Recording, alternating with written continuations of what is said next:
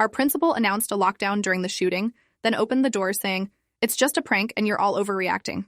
I was in Mr. Kapoor's calculus class when the first shot echoed through the hallway. The sound was sharp and unmistakable, not a locker slamming or a textbook dropping, but something that made every student freeze mid-sentence.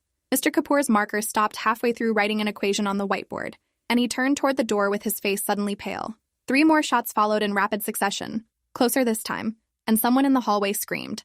I watched Mr. Kapoor's hand shake as he reached for the door handle, his other hand fumbling for his phone. He locked the door with a click that seemed impossibly loud in the sudden silence, then turned to face our class of 28 students. Everyone to the back corner, away from the door and windows. Right now, no talking. His voice cracked on the last word, and that scared me more than the gunshots because Mr. Kapoor never lost his composure, not even when Jeremy Castellanos set a Bunsen burner on fire during lab last month. We moved fast, some students crawling, others crouching low as we'd practiced during lockdown drills. My best friend Alicia grabbed my arm so hard her nails dug into my skin, and we pressed ourselves against the back wall next to the supply cabinet. The intercom crackled to life and Principal Whitmore's voice filled the room, steady and authoritative like he was making morning announcements. All staff and students, we are implementing a full lockdown. This is not a drill. Secure all doors, turn off lights, remain silent and out of sight. Emergency services have been notified. Stay where you are until you receive further instruction from law enforcement. The intercom clicked off, and the silence that followed was suffocating. I could hear my own heartbeat pounding in my ears and Alicia's rapid breathing next to me. Mr. Kapoor had turned off the lights and was crouched by his desk, his phone pressed to his ear, whispering urgently to someone. Through the narrow window in the classroom door, I could see the empty hallway bathed in fluorescent light, lockers standing in neat rows like silent witnesses. More shots rang out, maybe 6 or 7 in quick succession, and they sounded like they were coming from the cafeteria wing, 1 floor below us. Someone in our class started crying quietly, and Mr. Kapoor made a sharp gesture for silence. My phone buzzed in my pocket and I pulled it out with trembling hands. 17 texts from my mom, all variations of, "Are you okay?" and "Please respond," and "I'm coming to get you." I typed back, "In lockdown, Mr. Kapoor's class, safe for now," and hit send, then silenced my phone completely. Around me, other students were doing the same, some texting parents, others checking news sites that were probably already reporting an active shooter at Riverside High School. Alicia showed me her screen where a local news alert read, "Reports of gunfire at Riverside High School, police responding." The timestamp showed it had been posted 3 minutes ago, which meant this had been going on longer than it felt. Time was moving strangely, each second stretching out while simultaneously rushing past. We heard footsteps in the hallway, running fast, and Mr. Kapoor pressed himself against the wall next to the door, holding his phone like it might protect him. The footsteps passed our classroom and continued down the hall, followed by more gunshots that made several students scream before clapping hands over their mouths. I was counting shots in my head without meaning to, trying to calculate how many bullets the shooter might have, how many magazines, whether they'd run out or just keep reloading. Alicia's hand found mine and we held on to each other so tightly I lost feeling in my fingers. The girl next to me, Sophia Chen, was praying under her breath in Mandarin, her eyes squeezed shut and tears streaming down her face. Mr. Kapoor kept checking his phone, his jaw clenched so tight I could see the muscles working. Through the door window, I watched as a figure ran past, just a blur of dark clothing and a flash of something metallic. More shots followed, and then a terrible silence that was somehow worse than the noise. The intercom crackled again and we all flinched at the sound. Principal Whitmore's voice returned, but this time it sounded different, almost irritated. "Attention all students and staff. The lockdown is now lifted. I repeat, the lockdown is lifted. All students should proceed to their regularly scheduled classes. The situation has been resolved." There was a pause, and then he added in a tone that made my stomach drop. "It has come to my attention that certain individuals were engaging in what they thought was a humorous prank. The sounds you heard were not actual gunfire. I will be addressing this matter with the students responsible. Please resume normal activities." Mr. Kapoor stared at the intercom speaker like it had personally betrayed him, his mouth hanging open in disbelief. Around me, students were looking at each other with confusion and dawning relief. Some started to stand up, brushing off their clothes and laughing nervously about how scared they'd been. But something felt profoundly wrong. Those hadn't sounded like firecrackers or balloons popping. They'd sounded like gunshots. Mr. Kapoor held up his hand to stop students from moving toward the door. "Wait, nobody move yet. I need to verify this with law enforcement first." He put his phone to his ear, and I watched his expression change from confusion to anger to something like horror as whoever he was talking to responded. He lowered the phone slowly and looked at us with an expression I couldn't quite read. "The principal is opening the classroom doors manually. He's telling everyone to go to the auditorium for an assembly about the prank." His voice was hollow, and he didn't move to unlock our door. The girl who'd been crying, a sophomore named Rebecca Walsh, stood up fully and brushed off her jeans. "So it really was just a prank? Oh my God, I actually thought we were going to die. My mom is going to kill me for scaring her like that." She laughed, high and slightly hysterical, and moved toward the door. Several other students followed her lead, their relief palpable. But Mr. Kapoor stepped in front of the door, blocking it. I said, "Wait, something isn't right here." That's when we heard Principal Whitmore's voice in the hallway, loud and cheerful like he was greeting students at a football game. "Come on out, everyone, it's perfectly safe. We're gathering in the auditorium to discuss what happened and why pranks like this are unacceptable. Let's go, time to move along." I heard the sound of a door unlocking, then another, metal clicking as locks disengaged. Mr. Kapoor's classroom door handle rattled, and we all stared at it. Then the lock clicked open from the outside. Principal Whitmore had used his master key, and the door swung inward. Principal Whitmore stood there in his usual navy suit, his gray hair perfectly combed, his face wearing an expression of mild annoyance like a parent dealing with misbehaving children. "Mr. Kapoor, I need your class in the auditorium immediately. We're addressing this situation as a school community." Mr. Kapoor didn't move from his position blocking the doorway. "Sir, with respect, I heard gunshots. Multiple rounds. That wasn't firecrackers." Principal Whitmore's smile tightened. "I assure you it was an elaborate prank involving audio equipment. The students responsible have been identified and will face appropriate consequences. Now please bring your class to the auditorium." I watched this exchange with growing dread because I could see something in Mr. Kapoor's eyes that Principal Whitmore either couldn't see or was choosing to ignore. Mr. Kapoor pulled out his phone and showed the principal his screen. "I've been on the phone with 911. They have officers en route who reported hearing the dispatch about an active shooter. They're 2 minutes out." Principal Whitmore's expression hardened, and he stepped fully into the classroom, lowering his voice so only the students nearest the door could hear, which included me since I'd moved closer when the door opened. "Mr. Kapoor, I am telling you as your supervisor that this is a false alarm. You are creating unnecessary panic by suggesting otherwise. I need you to trust my judgment on this matter." His tone was pleasant, but there was steel underneath it, the voice of someone who expected to be obeyed without question. Mr. Kapoor looked past the principal into the hallway, and his face went even paler. "Sir, there's blood on the floor near the stairwell." I followed his gaze and saw it too, a dark smear on the tile about 20 feet away. Principal Whitmore turned to look, then turned back with his expression unchanged. "That's from the drama club's production. They were rehearsing earlier and must have spilled stage blood. I'll have the custodial staff clean it up." He raised his voice to address the whole class. "Everyone, please proceed to the auditorium. Staying in the classroom is only prolonging the disruption to your education." Some students started moving forward, eager to leave the cramped corner where we'd been hiding. Rebecca was first, slipping past Mr. Kapoor before he could stop her. Jeremy followed, then 3 others. I stayed pressed against the back wall with Alicia, neither of us moving. Something was screaming inside my head that this was wrong, that we shouldn't leave this room, that Principal Whitmore was lying about something fundamental. Alicia's grip on my hand tightened again, and I knew she felt it too. Mr. Kapoor made one more attempt. "Principal Whitmore, I strongly recommend we wait for law enforcement to clear the building. Standard protocol in any potential active threat situation is to—" The principal cut him off sharply. "There is no active threat. I am the authority in this building, and I am telling you it is safe. Continued resistance will be noted in your personnel file." The threat was clear, and Mr. Kapoor's shoulders sagged slightly in defeat. He stepped aside from the doorway, though his expression showed he wanted to do anything but. More students filed out, most of them talking now, the nervous energy transforming into excited chatter about the prank and how scared they'd been. Within 30 seconds, half the class had left. I looked at Mr. Kapoor and he looked back at me, and I saw my own fear reflected in his eyes. Alicia whispered in my ear, "We should stay here. Something's wrong." I nodded, but Principal Whitmore was watching us now, his gaze sharp and assessing. "You two in the back, let's go. The auditorium. Now." His voice held no room for argument. Slowly, reluctantly, Alicia and I stood up and moved toward the door. Mr. Kapoor put a hand on my shoulder as I passed him. "Stay alert," he murmured, so quietly I almost didn't hear it. "Stay near exits." Then we were in the hallway, and it looked surreally normal except for that blood smear near the stairwell that Principal Whitmore had dismissed so casually.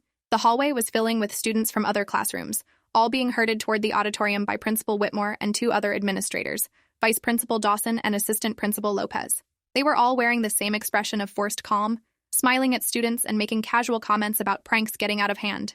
But their eyes were wrong, darting around constantly, and Vice Principal Dawson had sweat beading on his forehead despite the school's aggressive air conditioning. We joined the stream of students moving toward the auditorium, a slow migration of confused teenagers talking over each other. "Did you hear how realistic it sounded? I thought we were actually going to die. Who would pull a prank like that? My mom is freaking out. She's calling the school nonstop." I kept my phone in my hand, thumb hovering over the emergency call button, some instinct telling me I might need it. The blood smear wasn't the only thing wrong. As we passed the main stairwell, I saw scuff marks on the wall, the kind that looked like someone had been dragged or pushed. There were also wet footprints leading away from the stairwell, dark and roughly shoe-sized. The auditorium doors were propped open, and administrators were standing on either side, ushering students in with the efficiency of people trying to move a herd quickly. I'd been in this auditorium hundreds of times for assemblies and performances, a large space with rows of worn red seats sloping down toward a stage. Usually it felt welcoming in a shabby, familiar way. Today it felt like a trap. The exits were at the back where we'd entered, and there were emergency exits on either side of the stage, but those were usually locked from the outside. As students filed in and took seats, I noticed the administrators weren't joining us. They stayed in the lobby outside, and through the glass doors I could see them talking in a tight huddle, their voices too low to hear. Principal Whitmore kept checking his watch and looking toward the main entrance.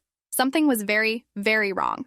Alicia and I found seats near the aisle about halfway down, and Mr. Kapoor sat directly behind us, his knee bouncing anxiously. Other teachers were scattered throughout the auditorium, most looking as confused and worried as Mr. Kapoor. The auditorium was maybe two-thirds full, probably 500 students out of our school's 750 total enrollment, when Principal Whitmore finally entered through the main doors. He walked down the center aisle toward the stage with Vice Principal Dawson and Assistant Principal Lopez flanking him like security guards. They climbed the stairs to the stage, and Principal Whitmore approached the microphone at center stage, tapping it twice to test if it was on. The feedback screech made everyone wince. Students, faculty, thank you for gathering so quickly. I know today has been disruptive and frightening for many of you. I want to address what happened and provide clarity. He paused, smoothing down his tie in a gesture that seemed more nervous than professional. Approximately 20 minutes ago, several students activated audio equipment they'd hidden in various locations throughout the school. This equipment played recordings of gunshots, creating the illusion of an active threat. These students thought they were being clever, perhaps making some kind of statement about school safety drills. They were not. They were being dangerously irresponsible. The auditorium was silent except for the soft rustle of students shifting in their seats. Principal Whitmore continued, his voice gaining confidence. The students responsible have been identified and are currently being detained by law enforcement for questioning. They will face criminal charges for inducing panic and may face expulsion. I want to be absolutely clear that their actions were reprehensible and do not reflect the values of Riverside High School. He paused again, scanning the audience. I also want to address the rumors some of you may have heard or seen online. There were no actual weapons on campus. No one was injured. The blood some students reported seeing was from our drama department's earlier rehearsal. Everything is under control, and you are completely safe. Behind me, Mr. Kapoor made a sound low in his throat that might have been disagreement. Principal Whitmore heard it, his eyes snapping to our section of the auditorium. I understand some of you may still feel uncertain. That's natural after a scare like this. But I need you to trust that the adults in this building have your best interests at heart and would never put you in danger. Something about the way he emphasized trust made my skin crawl. I pulled out my phone and opened my messages, scrolling through the texts from my mom. Her most recent one, sent 2 minutes ago, read, "News is saying police are surrounding the school and won't let parents in. They're saying there might still be a shooter inside. Please tell me you're safe." I showed the message to Alicia and watched the color drain from her face. She pulled out her own phone and showed me similar messages from her dad, who was apparently in the parent crowd gathered outside the police barricade. I raised my hand slowly, and Principal Whitmore's eyes locked onto me with an intensity that made me want to lower it again, but I forced myself to speak. "Sir, my mom says the police are treating this like an active shooter situation. They won't let parents into the building.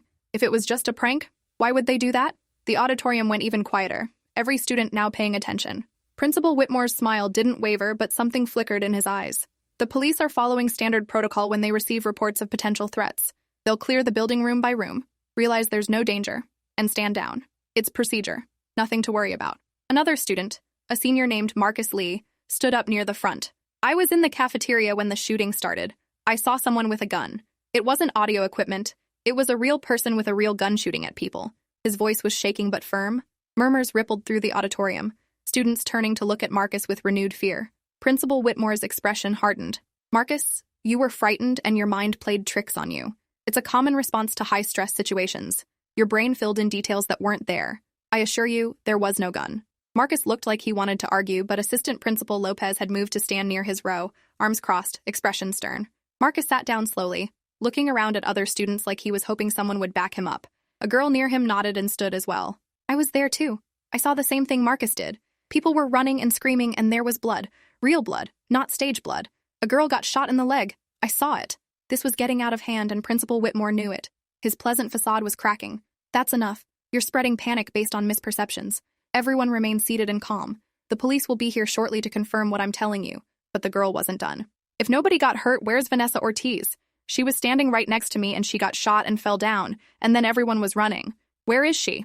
She was nearly shouting now, and other students were pulling out their phones, probably texting Vanessa or checking her social media. I didn't know Vanessa personally, but I searched for her on Instagram and found her account immediately. Her last post was from this morning, a selfie taken in the school bathroom with the caption, "Last day before spring break, let's survive this." There were hundreds of comments from the last 20 minutes, people asking if she was okay, saying they heard she was hurt, demanding updates. Nothing from Vanessa herself. The principal walked to the edge of the stage, his expression now openly angry. "Vanessa Ortiz left campus earlier today for a doctor's appointment. You're mistaken about who you saw. Now I need everyone to stop speculating and spreading misinformation. You're only making this situation worse." Mr. Kapoor stood up behind me, his voice loud enough to carry across the auditorium. "Then let us leave. If everything is safe and under control, open the doors and let students reunite with their parents." Principal Whitmore's jaw clenched, and for a long moment, he didn't respond. Then he said, in a voice that attempted to sound reasonable, "We can't release students while the police are conducting their sweep. It would interfere with their investigation and potentially put students at risk of being mistaken for threats. We need everyone to stay here, together, where we can account for you." That's when I understood.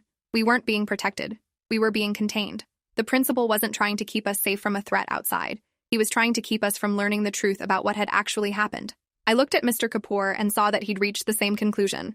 He pulled out his phone and started typing rapidly. Principal Whitmore noticed and pointed at him from the stage. "Mr. Kapoor, put your phone away. All students and teachers, phones away now. I don't want any more rumors spreading online." But it was too late. Half the auditorium was already on their phones, posting on social media, texting parents, calling news outlets. The silence was broken by buzzing and ringing and the soft glow of screens illuminating faces in the dimmed auditorium lighting. Vice Principal Dawson walked quickly up the aisle toward Mr. Kapoor, hand outstretched. "Give me your phone, Stephen. Now." Mr. Kapoor stood his ground. "No, I'm communicating with law enforcement about the situation. Unless you're ordering me to stop cooperating with police." Dawson hesitated, clearly not wanting to answer that question. In that moment of hesitation, the auditorium's main doors burst open and 4 police officers entered, weapons drawn but pointed at the ground, moving with the controlled urgency of people trained for crisis situations. Principal Whitmore's head snapped toward them and his expression shifted through several emotions too quickly to track. Surprise, fear, anger, and finally, resignation. The lead officer, a tall woman with her hair pulled back in a tight bun, spoke into a radio clipped to her shoulder. "We have approximately 500 individuals in the main auditorium, requesting backup and medical." She looked up at Principal Whitmore on the stage. "Sir, we need you to step down and come with us. Everyone else, remain seated and calm. We're here to help." Principal Whitmore didn't move. "Officer, as I've been trying to explain to everyone, this was a false alarm. A prank that got out of hand. There's no need for—" The officer cut him off with a sharp gesture. "Sir, we have 3 confirmed gunshot victims in the cafeteria wing. 1 is critical. We have a suspect in custody who was armed with a semi-automatic handgun and was attempting to leave through the east exit when our officers intercepted him. This is not a prank. Now step down from that stage and come with us. We have questions about why you told students the threat was neutralized when you had no confirmation of that." The auditorium erupted. Students screamed, cried, tried to stand up and rush for the exits. Teachers shouted for calm while simultaneously looking terrified themselves. I sat frozen in my seat, my brain trying to process what the officer had just said. 3 gunshot victims. 1 critical. A suspect with a real gun. The principal had lied. He'd deliberately lied and told us it was safe when someone had actually been shooting people in our school. Alicia was crying beside me, her whole body shaking. Mr. Kapoor put his hands on both our shoulders, steadying us. More police officers flooded into the auditorium, at least a dozen now, some in regular uniforms and some in tactical gear. They began organizing the chaos, directing students to stay seated, calling for any injured to identify themselves. Paramedics entered with stretchers and medical bags. Principal Whitmore was escorted off the stage by 2 officers, his hands behind his back but not cuffed yet. As he passed our row, he looked directly at me, and I saw something in his eyes that I'd never seen in an adult before. Raw panic mixed with desperate defiance. He'd gambled that he could control the narrative, and he'd lost. Vice Principal Dawson and Assistant Principal Lopez were also being separated from the student body, taken aside by officers for questioning. I heard one officer asking Dawson, "Why did you announce the all clear when you hadn't confirmed the threat was contained?" Dawson's response was too quiet to hear, but his posture was defensive, shoulders hunched like he expected to be hit. The lead officer took the stage microphone. "I'm Lieutenant Sarah Brennan with the Metro Police Department. I need everyone to listen carefully. We have secured the building and the armed suspect is in custody. However, we need to account for every student and staff member, and we need statements from anyone who witnessed anything related to the shooting. You will be released to your parents in an organized fashion once we've verified your safety and collected necessary information. Medical personnel are here for anyone who needs assistance, physical or psychological." The evacuation process took 3 hours. Police separated us by what we'd witnessed, taking statements from those who'd been in the cafeteria wing when the shooting started, from those who'd seen the shooter, from those who'd interacted with him before the incident began. I was in the group that had been in lockdown away from the immediate danger, so my statement was relatively brief. I told them about hearing the shots, about the lockdown announcement, about Principal Whitmore opening doors and declaring it a prank, about being herded into the auditorium. The officer taking my statement, a young guy who couldn't have been more than 25, wrote everything down with a grave expression. Did Principal Whitmore give any explanation for why he believed it was a prank? He asked. I shook my head. He just kept insisting it was audio equipment and that we were overreacting. But Mr. Kapoor, our teacher, tried to tell him something was wrong. The principal threatened to put a note in his personnel file if he didn't cooperate. The officer underlined something in his notes. That's important. Thank you. Finally, they started releasing students to the front parking lot where hundreds of parents waited behind barriers. My mom grabbed me the second I came through the doors, sobbing so hard she couldn't speak, just holding me and checking me over for injuries like I might have been shot without noticing. My dad was there too, his face red and his jaw clenched in barely controlled rage. They wouldn't tell us anything, he said hoarsely. They kept saying they were assessing the situation while we watched SWAT teams go into the building. We thought. He didn't finish the sentence, just pulled me into another crushing hug. Around us, similar scenes were playing out. Parents reuniting with children, everyone crying or yelling or just standing in shocked silence. News crews had cameras pointed at the school entrance, reporters doing live updates. I heard one saying, "We're getting reports that the principal may have delayed police response by declaring the shooting was a prank." If true, this raises serious questions about the administration's judgment during this crisis. That was an understatement so massive it would have been funny if everything weren't so terrible. My parents drove me home in silence, my mom holding my hand in the backseat the entire drive. When we got home, she made me take a shower and change clothes, then wrapped me in blankets on the couch even though it was 70 degrees outside. My dad turned on the news and we watched coverage of our school, aerial shots showing police vehicles and ambulances, reporters interviewing traumatized students and furious parents. The details emerged slowly over the next several hours of coverage. The shooter was a 17-year-old junior named Kyle Brenner, who'd been bullied extensively and had made threats online that school administrators had reportedly been aware of but hadn't acted on. He'd brought his father's handgun to school in his backpack and had opened fire in the cafeteria during lunch period. 3 students were hit. Vanessa Ortiz, shot in the abdomen and currently in surgery in critical condition. Marcus Thompson, shot in the shoulder with non-life-threatening injuries. And David Chang, shot in the leg, treated and stable. Kyle had fired 12 rounds total before his gun jammed, then fled toward the east exit where police intercepted him. The entire attack lasted less than 4 minutes. But what dominated the coverage was Principal Whitmore's response. Multiple students and teachers had recorded videos on their phones, including one of Principal Whitmore announcing the lockdown was lifted and it was just a prank. The video showed him opening classroom doors while gunshots could still be heard in the distance. Another video showed him herding students toward the auditorium while a trail of blood was clearly visible on the floor behind him.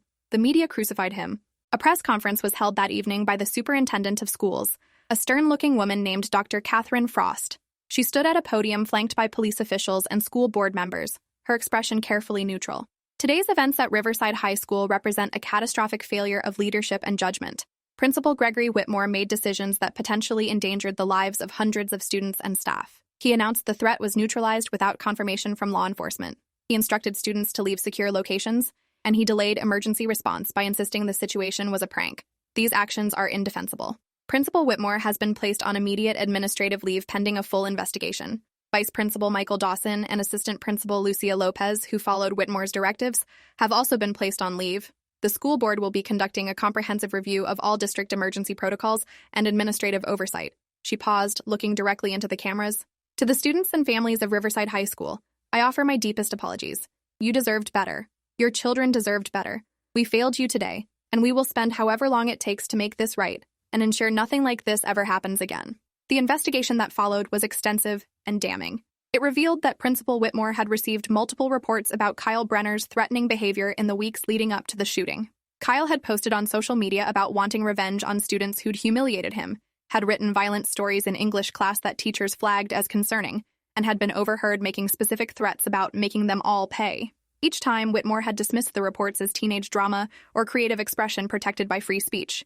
He'd refused to involve police or even Kyle's parents, believing he could handle it internally. One teacher had resigned in protest 2 weeks before the shooting, submitting a resignation letter that explicitly stated she feared a violent incident was imminent and couldn't in good conscience remain at a school where her warnings were ignored. That letter had been in Whitmore's desk drawer, never forwarded to district administration. Even more damaging was the revelation about why Whitmore had declared the shooting a prank. According to his statement to investigators, he'd panicked when he realized a real shooting was happening because he knew he'd ignored all the warning signs. His career, his reputation, everything would be destroyed if it came out that he'd been warned and done nothing. So he'd made a split-second decision to try to control the narrative, to minimize what had happened and hope he could contain the fallout. He genuinely convinced himself that if he could just get everyone calm and gathered in one place, he could manage the situation and prevent it from becoming a media catastrophe. The irony was brutal. His attempt to avoid consequences had made those consequences infinitely worse. The criminal charges came swiftly. Principal Whitmore was charged with 3 counts of child endangerment, 1 count of obstruction of justice, and 1 count of official misconduct. Vice Principal Dawson and Assistant Principal Lopez were charged with lesser counts of child endangerment for following Whitmore's orders without questioning them. Kyle Brenner, the shooter, was charged as an adult with 3 counts of attempted murder, multiple weapons charges, and terrorism-related offenses. The trials were separate, but the media coverage linked them constantly. The story of an administrator who enabled violence through negligence and then endangered victims through cowardice. Mr. Kapoor became a minor hero in the news coverage. The teacher who'd defied the principal and tried to keep students safe, who'd stayed in contact with police throughout the ordeal. He gave interviews where he carefully avoided directly criticizing Whitmore, but made it clear he'd known something was wrong and regretted not being more forceful in his objections. "I should have refused to bring my students to the auditorium," he said in one interview. "I was afraid for my job, and that fear made me compliant when I should have been defiant. I'll live with that regret." Vanessa Ortiz survived her injuries after 2 surgeries and weeks in the ICU. When she was finally able to speak to reporters, she was remarkably composed but visibly traumatized.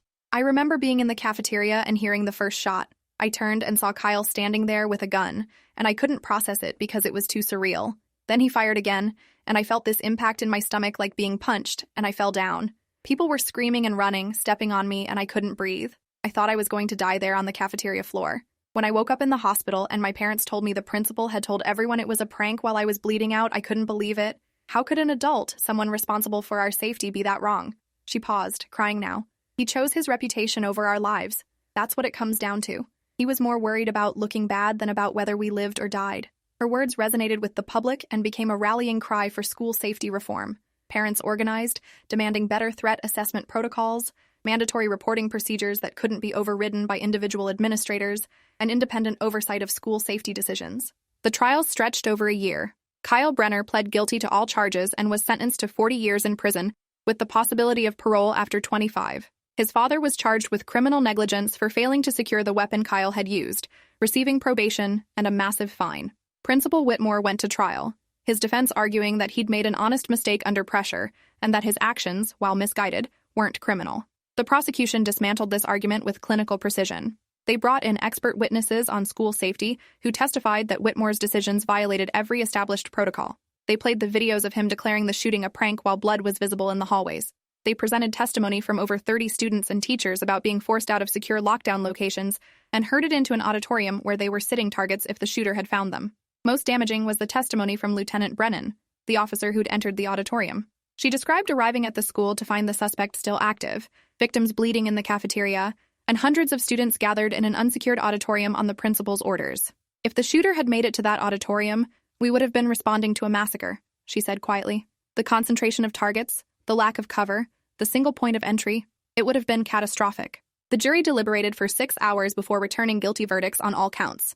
Principal Whitmore was sentenced to 8 years in prison, the judge noting that while his actions didn't constitute intentional harm, they represented such extreme negligence and self-interest that they warranted significant punishment. Vice Principal Dawson and Assistant Principal Lopez received suspended sentences and probation, their careers in education over but their freedom preserved in recognition that they'd been following orders from a superior. The civil suits were even more devastating. Vanessa's family sued the school district for $10 million, settling for $7 million. The other shooting victims settled for lesser amounts. Dozens of other families sued for psychological trauma their children suffered, both from the shooting itself and from being endangered by Whitmore's decisions.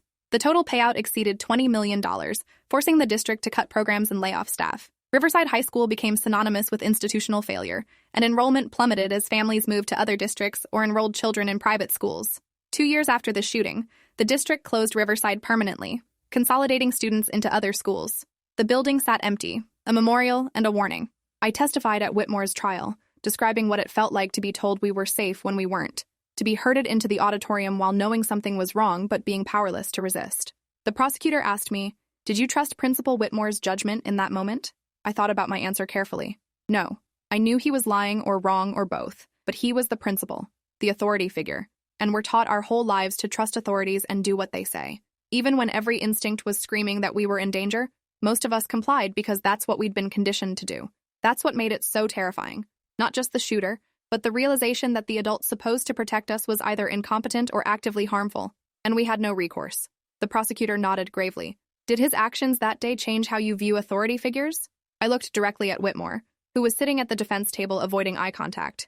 Yes. I'll never blindly trust someone just because they have a title or position. Trust has to be earned through actions, not assumed through hierarchy. He taught me that lesson with nearly fatal consequences for 3 of my classmates. The shooting changed all of us who survived it. Some students transferred schools immediately, unable to face the building where it happened. Others, like me, stayed but were never the same. I developed anxiety that required therapy and medication to manage. Loud noises made me flinch violently for years afterward. I couldn't sit in rooms without knowing where the exits were and having a mental escape plan.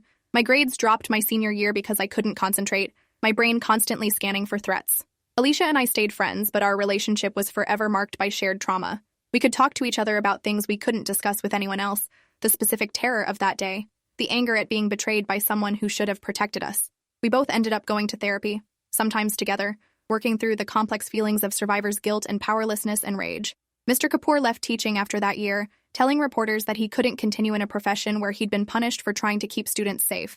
The district had put a formal reprimand in his file for insubordination during the incident, and while they eventually removed it under public pressure, the damage was done. He became an advocate for teacher autonomy and safety decisions, arguing that individual teachers should be empowered to override administrative directives when student safety was at stake.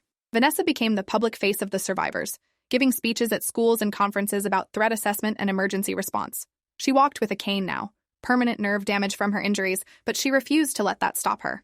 I want every student to know that if something feels wrong, if an authority figure is telling you to do something that your instincts say is dangerous, you have the right to refuse, she said in a speech at a national school safety conference. We've spent so much time teaching kids to be obedient that we've made them vulnerable to bad judgment from adults. Obedience isn't the highest virtue. Survival is. Critical thinking is. If I could go back to that day, I'd want every student in that auditorium to walk out when they felt unsafe, regardless of what the principal said. Civil disobedience isn't just for political movements. Sometimes it's literally life-saving. Her words sparked controversy, some arguing she was encouraging students to disrespect authority. But most people, especially those who'd lived through similar situations, understood exactly what she meant. Sometimes the most dangerous thing you can do is follow orders without question. 5 years after the shooting, I graduated from college with a degree in educational policy. My senior thesis was about decision-making protocols in school emergencies and the need for distributed authority rather than top-down hierarchical control. I argued that principals shouldn't have unilateral power to override safety protocols, that teachers and even students should have mechanisms to challenge decisions that endanger lives. My thesis advisor, a former superintendent, told me it was the most passionate academic work he'd read in 30 years of teaching. "You're writing from experience that most education policymakers can't imagine," he said. "Use that. Make them understand what happens when the system fails." I took his advice and became a consultant for school districts revising their emergency procedures. I traveled around the country, sitting in boardrooms and speaking at conferences, telling the story of Riverside High School and Principal Whitmore's catastrophic choices. Some administrators resisted my recommendations, uncomfortable with the idea of distributing power or creating channels for questioning authority, but most listened, especially after I showed them the videos from that day, watching a principal declare a real shooting a prank while students bled in nearby hallways. Principal Whitmore served 6 years of his 8-year sentence before being released on parole. He was prohibited from working in education in any capacity and required to register as a convicted child endangerer. I saw an interview with him shortly after his release, conducted by a journalist writing a book about school shootings. Whitmore looked older, grayer, diminished in a way that went beyond physical appearance. "I made decisions in a moment of crisis that I can never take back," he said, his voice hollow. "I told myself I was trying to prevent panic, but the truth is I was trying to prevent my own accountability. I knew I'd ignored warnings about Kyle, and when the shooting started, all I could think about was how it would destroy me. So I tried to minimize it, to control it, to make it something less catastrophic than it was. And in doing so, I endangered hundreds of children. 3 of them were shot, and any one of them could have died because I was thinking about my career instead of their lives. I don't expect forgiveness. I don't deserve it. I just want people to learn from my failure." The interviewer asked if he thought his prison sentence was fair. Whitmore nodded slowly. "It was merciful. Those students got a lifetime of trauma because of my choices. 8 years isn't enough to balance that, but it's what the law allows. I'll spend the rest of my life knowing I failed in the most fundamental way an educator can fail." I watched that interview with mixed feelings, anger and pity tangled together in a way that still hadn't resolved after years of therapy. Part of me wanted to see him as a monster, but he was just a man who made terrible choices under pressure, choices driven by ego and fear rather than malice. That made it harder to hate him, but no easier to forgive him. The shooting at Riverside High School became a case study in education programs, a perfect example of how not to handle an emergency. But it was more than that. It was a story about the danger of unchecked authority, about what happens when people in power prioritize their own interests over those they're supposed to serve. It was about the importance of questioning, of trusting your instincts even when they contradict official statements. Most of all, it was about the responsibility that comes with power over others' safety and the catastrophic consequences when that responsibility is betrayed. 10 years after the shooting, Vanessa and I met for coffee in the city where we both lived now. She'd become a lawyer specializing in education law, representing families in school safety cases. I'd become a policy consultant and occasional expert witness in similar cases. We'd both turned our trauma into purpose, though neither of us would choose that path if we could go back and prevent the shooting from happening at all. "Do you think about it every day?" Vanessa asked me, stirring her coffee slowly. I nodded. Not as vividly as I used to, but it's always there. Like background noise I can't turn off. You? She smiled sadly. Every day, especially when I'm in courtrooms arguing about whether administrators properly assessed threats or followed protocols. I keep thinking about how Kyle showed so many warning signs and Whitmore ignored every one of them. How many other Kyles are out there right now, displaying the same signs, and how many other Whitmores are dismissing them because acknowledging them is inconvenient? We sat in silence for a moment, both thinking about the alternate timeline where someone had listened, where action had been taken, where 3 students hadn't been shot and hundreds more hadn't been traumatized. "We can't save everyone," I said finally, "but maybe we can save some. Maybe all the policies I help write, all the cases you win, maybe they add up to something that prevents the next Riverside." Vanessa nodded and reached across the table to squeeze my hand. "That has to be enough. It has to be." The memorial outside the sealed Riverside High School building still had fresh flowers on it a decade later, families and survivors leaving tributes to what was lost and what could have been lost. 3 lives that survived but were forever altered. Hundreds of childhoods shortened by trauma. A community's trust destroyed. All because one man chose his reputation over truth, control over safety, authority over wisdom. I visited the memorial once a year on the anniversary, standing with other survivors who gathered to remember and to recommit to preventing it from happening again. We knew we couldn't change the past, couldn't undo the choices Principal Whitmore made or the bullets Kyle fired, but we could speak the truth about what happened loudly and repeatedly until no other principal could claim they didn't know better, until no other administrator could prioritize their career over students' lives without understanding the full weight of that choice. The flowers at the memorial would fade and be replaced, but the lessons written in blood and terror and betrayal would remain as long as any of us survived to tell the story. If you enjoyed this, you'll definitely want to see the next ones too. So subscribe now and let me know your take in the comments.